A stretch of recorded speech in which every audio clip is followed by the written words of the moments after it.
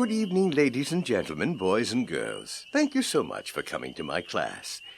Today, I'm going to tell you an old and wonderful story, one that I know you will enjoy. Let me just... Now, where is he? Late as usual. Ah, there you are. Well, hurry it up. Our class is waiting.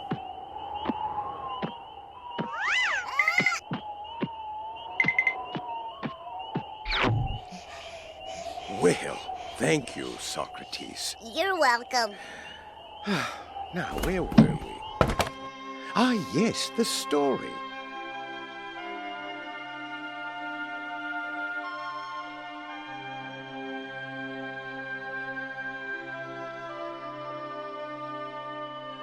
Long ago, farmers knew that it was time to harvest their crops when certain stars filled the heavens. In order to remember which stars were which, they grouped certain stars together to form the basis of an image, like a harp, or a ram, or even a herdsman. These are called constellations. To help remember the various constellations, these farmers created wonderful stories, very dramatic and sometimes tragic. Now, farmers weren't the only people to create these stories. There were poets and early astronomers as well, who looked to the night sky and imagined such wonderful things. The night sky has within its stars one such story.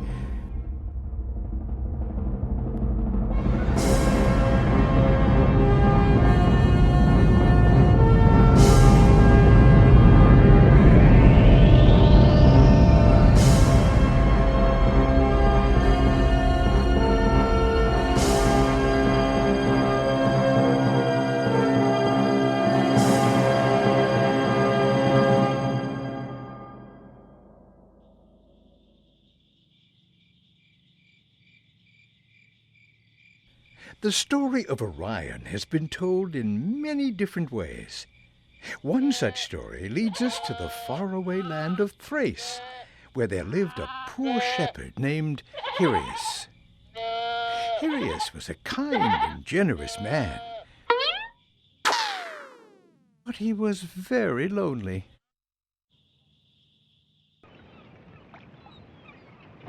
One day, Zeus, the great and powerful king of all the gods, invited his brother Poseidon, the god of the sea, to an afternoon stroll.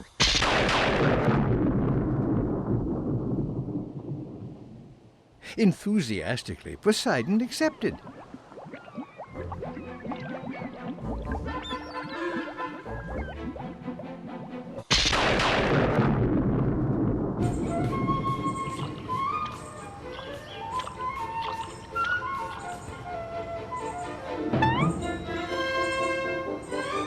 They disguised themselves as simple folk and set out to mingle amongst the mortals.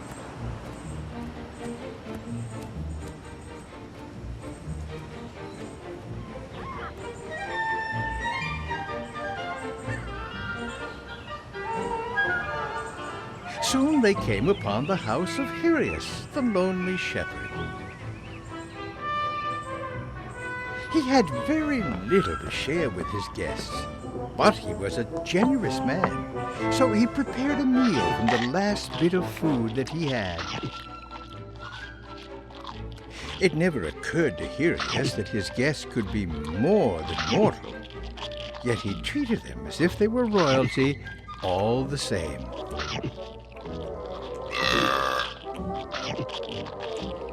Zeus saw that Hirius's heart was as pure as gold, and he decided to reward him with a son.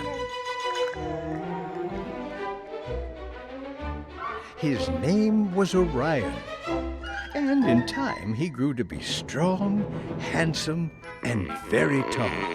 Wow! He's as big as a giant! Well, maybe not that tall, but he was a great and mighty hunter. He wore a magnificent belt and he carried a bow, arrows, and a club of bronze. With his two noble hunting dogs, Hirius and Procyon, his adventures were endless, and the word of his skill and courage soon filled the land.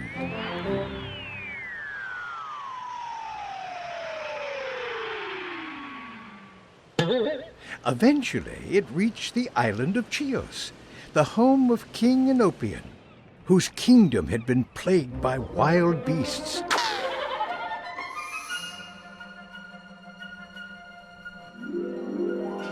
King Enopion offered Orion great riches if he would rid the island of all its beasts.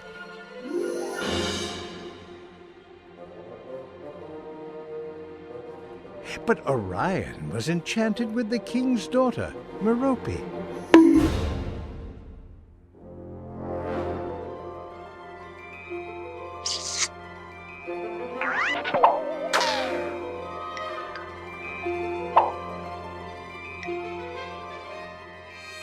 Reluctantly, the king agreed that they could marry, but only if Orion succeeded.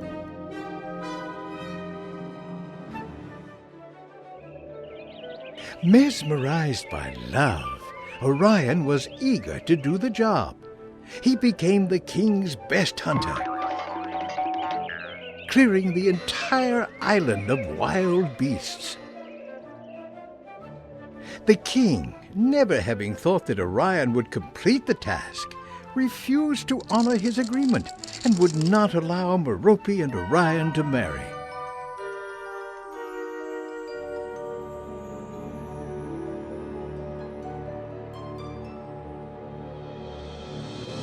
Fearing that Orion might try to steal his daughter and run away, the king devised a plan to get rid of the hunter. First, he ordered his satyr to give Orion a potion that would make him go blind. Hey, look! It's Satyr the Later! All right, Socrates, that's enough.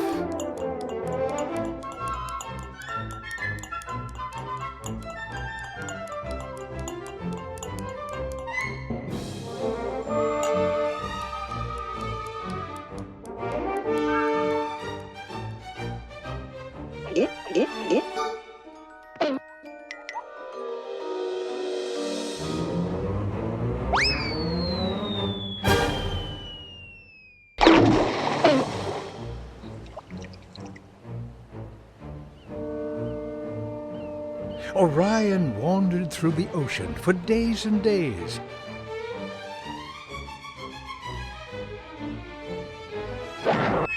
Until finally he landed on the island of blindness. There he stumbled upon a guide named Sedalion.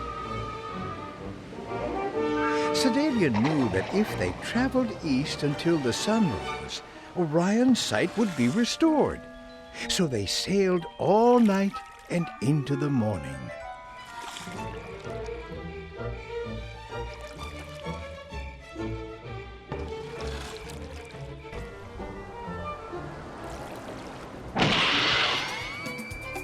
Eventually, they reached the island of the sun god Hirius, who gave Orion back his sight with a strong blast of sun rays.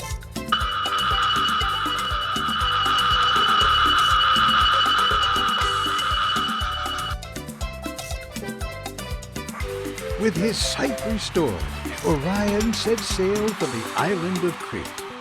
Oh, sailing again? I thought Orion was a mighty hunter. I'm getting to that, Socrates. Please be patient.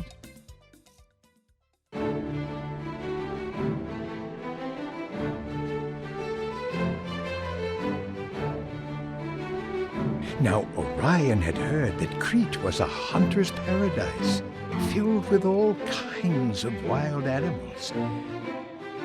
It was a perfect place for a mighty hunter. One evening, as he hunted in the forest, Orion caught the eye of the moon goddess, Artemis.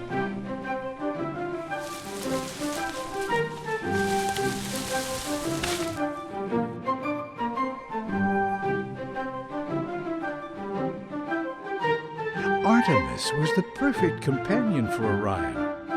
As it turned out, she wasn't only the moon goddess, but the goddess of the hunt as well. Wow! What luck is that? Yes, and as goddess of the hunt, she loved to roam the forest hunting with Orion.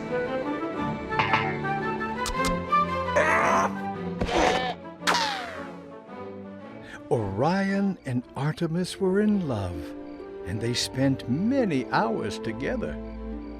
Too many hours, in fact. You see, Artemis could only be with Orion during the day, for through the night it was her responsibility to guide the moon across the sky. Artemis was so happy spending time with Orion that she kept forgetting her goddess duties.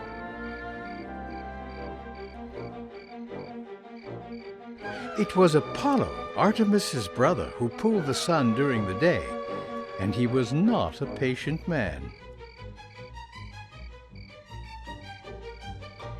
Because his sister was showing up later and later, his days were getting longer and longer. He knew the only way to get even with Artemis was to get her and her new boyfriend in trouble. So he decided to visit the goddess of the earth, Mother Nature herself, Gaia.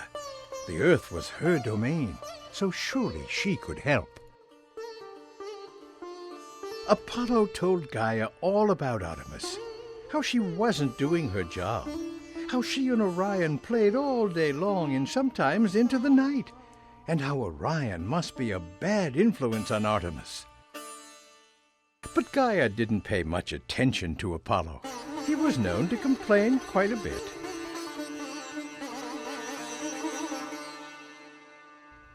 And then Apollo told Gaia something that she couldn't ignore.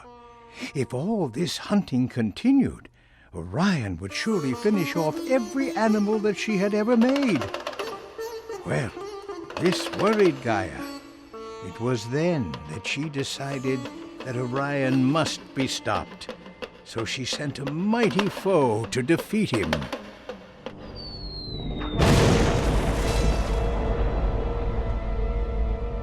Apollo couldn't believe his luck. He would get to see Scorpius finish off Orion once and for all.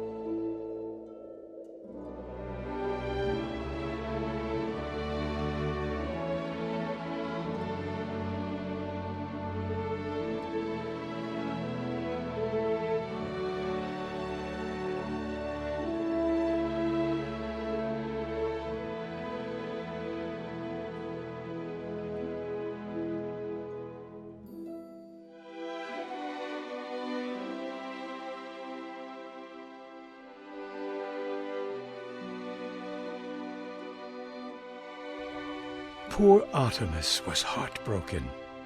How could this have ever happened? She pleaded with Zeus to bring him back.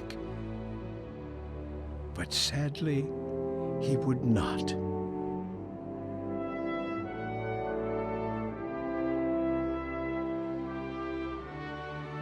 It was beyond her powers to bring Orion back to life. But there was one thing that Artemis could do.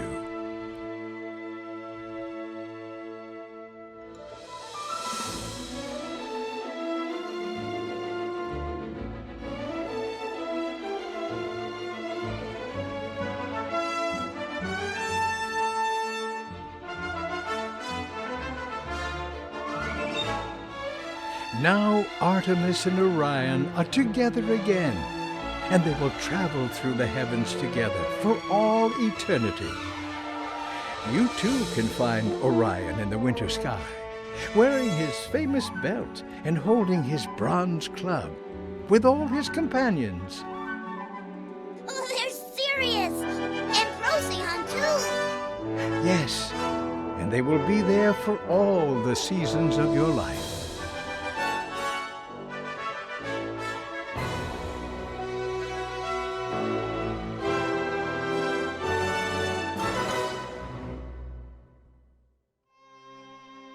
And so the story ends.